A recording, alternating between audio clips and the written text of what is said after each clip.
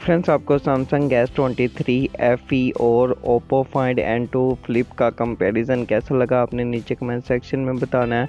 और साथ ही हमारे चैनल एच एन टेक को भी सब्सक्राइब कर लेना। तो फ्रेंड्स, मिलते हैं नेक्स्ट वीडियो में। अल्लाह हाफिज़, अपना ख्याल रखिएगा।